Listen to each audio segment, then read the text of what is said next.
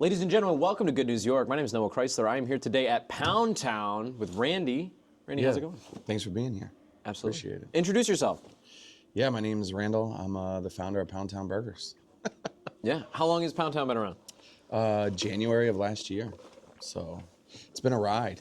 Fantastic. I can tell you that. When I walk into this place, you guys seem to be doing things a little bit differently. Can you tell me about your approach and what Poundtown stands for? Yeah, so I took a different approach model, right? Like I didn't want to be, since COVID, a full service restaurant. As you see a lot of places closing recently, I adopted the model to everything basically is in to-go. And, you know, instead of people coming in and being fine dining, we're like not a fast food model, but just a to-go based, homemade, fresh, and also cost effective. I think that's huge, right? Like, you know, with rising prices of everything, me being and having the ability to own multiple restaurants, I have a little bit of a buying power with the food companies, so I'm able to keep my cost a little more effective than others. Absolutely. Yeah, you mentioned that you also are the owner of Pavones, yeah? Yep. And so Poundtown is your second foray into the restaurant business, yeah? It is. It's something we started from scratch. Never done that before. I've always worked in the restaurant industry back and forth between sales and restaurant, and just decided it was time to try something new that is actually, there's not a lot of competition, right? Like, where can you go get a great burger for $15 with fries? Mm-hmm. Yeah. No, yeah, and we, so this is our second time having the food here, which is, by the way, is amazing. Like, it's like really good. The smash burgers are really good. Can you tell us a little bit about, tell us about what we're trying right now? Yeah, so these are some of our items off our appetizer menu. These are our beer batted onion rings. A lot of our sauces here are made from scratch. We use a base with a certain company and then mix in our own ingredients. So this is our Poundtown Pub. We put this on a lot of things here. Our Mac Bowls, it gives it like a zesty flavor and adds a bold burst to all of our food. Here we have our fried Gouda mac and cheese bites with our in-house like sweet hot honey sauce. But it's more sweet than it is hot. It just gives you a little tang. And then our fried pickles, again, with our house pub sauce because it pairs well with a lot of things. Sweet. Yeah, all right, can we try them together? Yeah, go ahead. Take me through, which one? All right, I'll do this first. I've had all of these and they're really, really good.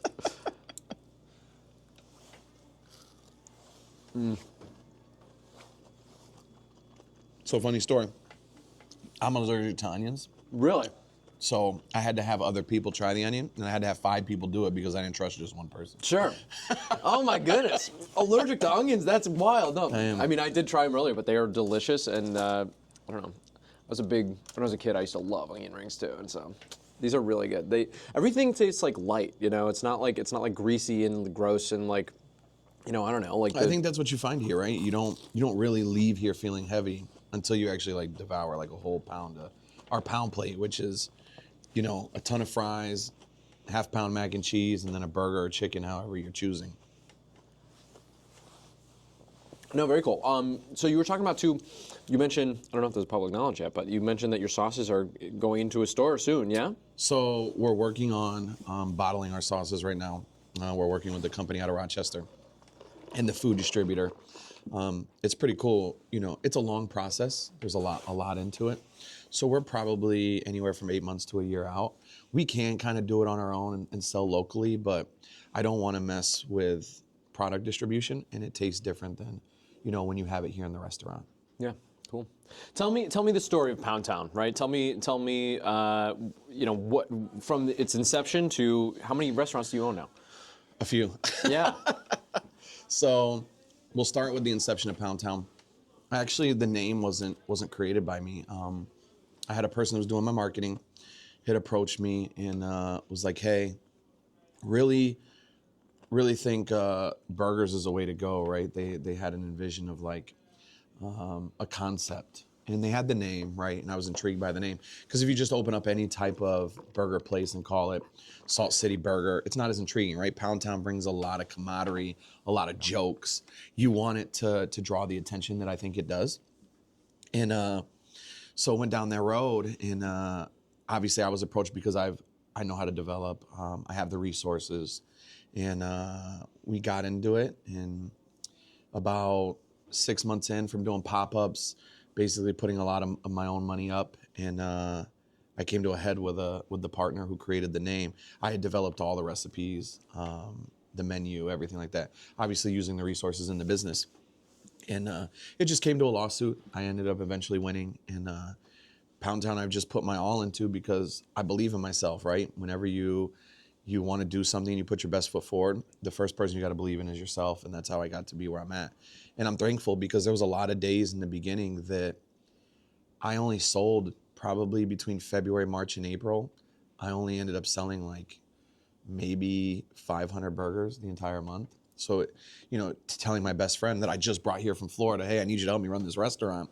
And him saying like, hey, was this a mistake? Yeah, jeez. And you're worried, right? And I didn't do any marketing. And the reason I didn't do any of that is because I believe that every time I put food in somebody's hand, they would tell somebody else. And that spun just kept happening and happening. I kept seeing it. And obviously I believed in what we were doing. And then I want to say by June or July, we were full off to the races, right? We ended up selling like over 30,000 burgers last year, 30 Wow. to 40,000 burgers. Wow. So we really drove the business the last 7 months of the year. Wow. And I've been really impressed. I'm opening 2 more locations in the next 6 to 8 weeks. We have one going in Cicero, New York, and then in Auburn. I've been approached by developers. I'm getting offers to open like multiple stores. People want to invest. So I'm just taking things now at a slower pace because I don't want to mess where we started fundamentally. Yeah.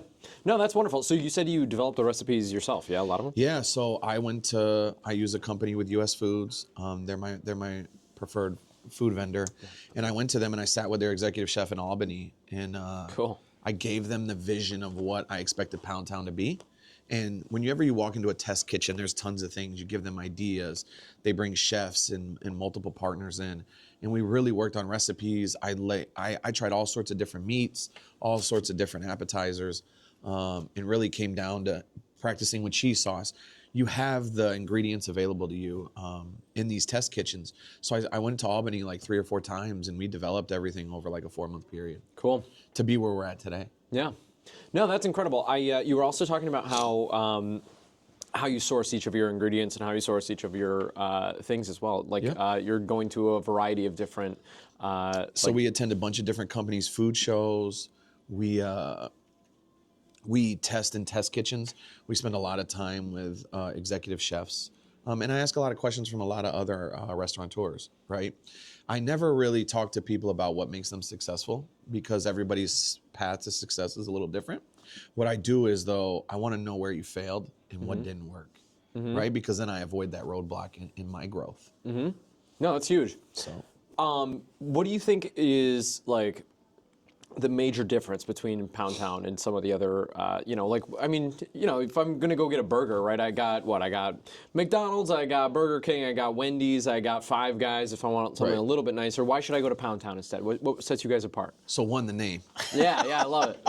I'm going down to Poundtown. It draws a lot of attention. 2, and I'll stick to this, is the quality of our food.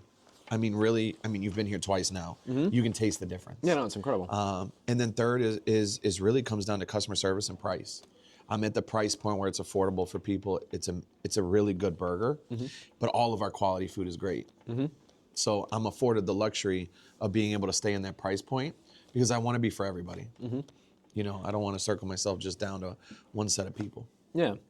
Randy, after talking to you a bit too, it seems like you're very prominent in the community, right? It seems like you care about the Syracuse community and stuff. Yeah. Like, I don't know, can you speak a little bit to that? Like, what are you trying to bring to the Syracuse community? Yeah, so over the years, I've done a lot of donating.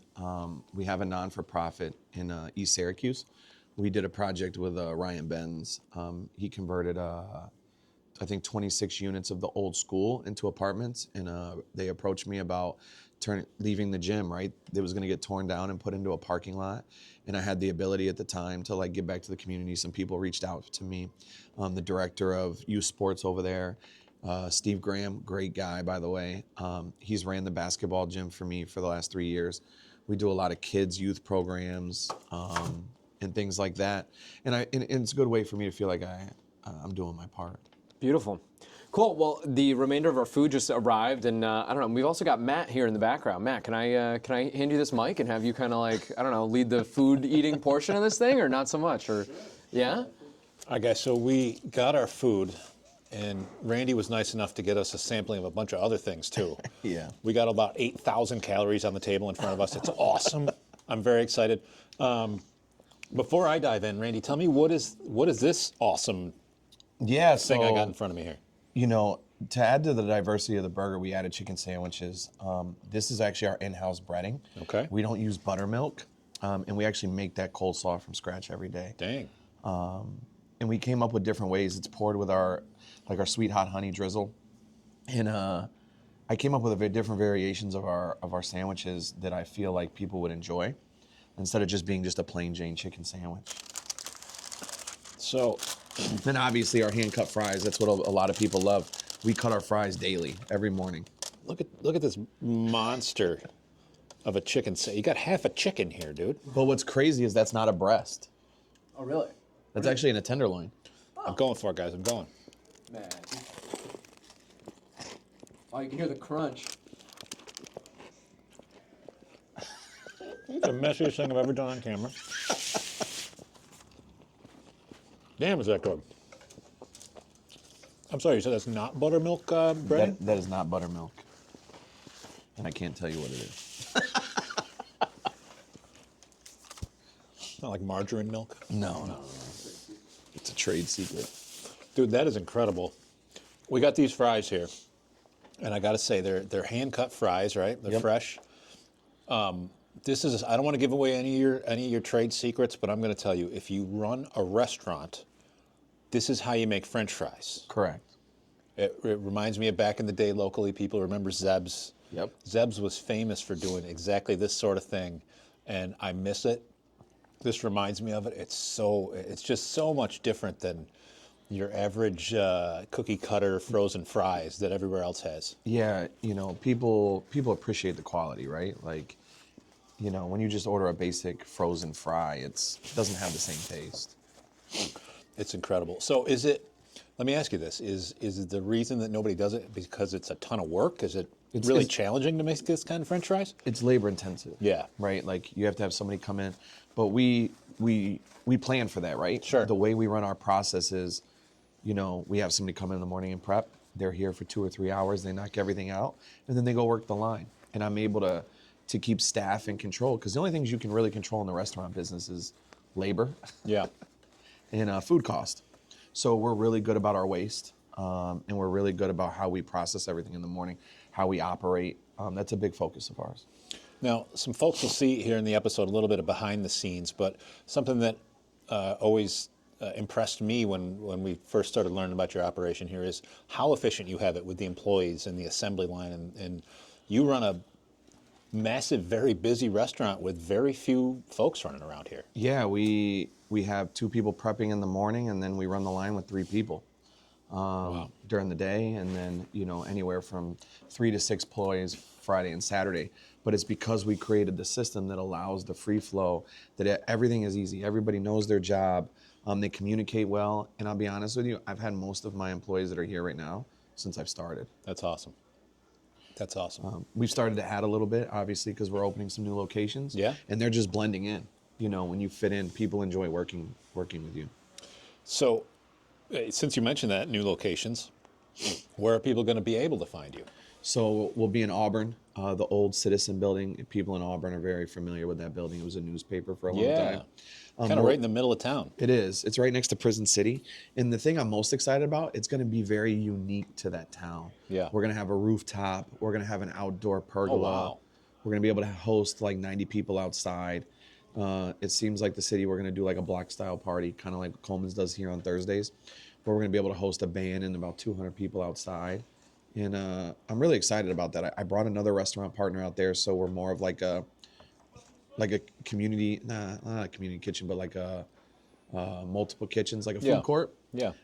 Just on a nicer scale. So Margaritas is going to be my neighbor. Cool. We're going to operate the bar together. So we're really excited about that. That's really neat. That's really neat. Randy, I got to ask you, we've talked about my incredible chicken sandwich that, I'll be honest, I want to stop talking and eat more of, but we'll continue the interview. It's all good. What is this bowl of awesome in front of you right here? So this is our bacon cheese fries. This is fresh bacon. We cook it here, hand-cut fries still. And then our cheese sauce, it's made from scratch every day. We still can only make it in a quarter pan because we haven't, or a half pan, excuse me, because we haven't figured out the recipe to keep the consistency the same. I see. To make it past that. So whenever you step into our cooler, you're gonna see like 4 or 5 half pans. That's incredible. Wow. What would you say out of all the dishes? And of course we got the burgers and the bowl, and we'll even look at those again in a minute. But out of everything that you have here, what is the most popular item that? It's our Poundtown Pub Burger. Okay. We actually are top 10 right now in New York State. Oh. In the best burger competition, and that burger is actually the one registered into the competition. Wow. What's the criteria? Is it just people just vote for what they feel is the best, or do they give you any standards to go by? It's like a 3-step process. The first process is you have to be nominated by somebody or a bunch of people. The second process is votes, because you're going against a bunch of people in New York State. I don't know how they determine that or how you know people are voting for you. Yeah. So you just basically put it on social media, you market to your customers. And then the third and final step is the actual beef committee comes out. The beef committee? Yeah, the New York State Beef Council. Wow. They come out and they test the food. Yeah, right. They come out and test the food, and then they give you a rating based on presentation, taste, and quality. So we're excited. I wonder if they wear suits that are like cow print. You know how cool. I actually think they hide. We're here from the beef committee.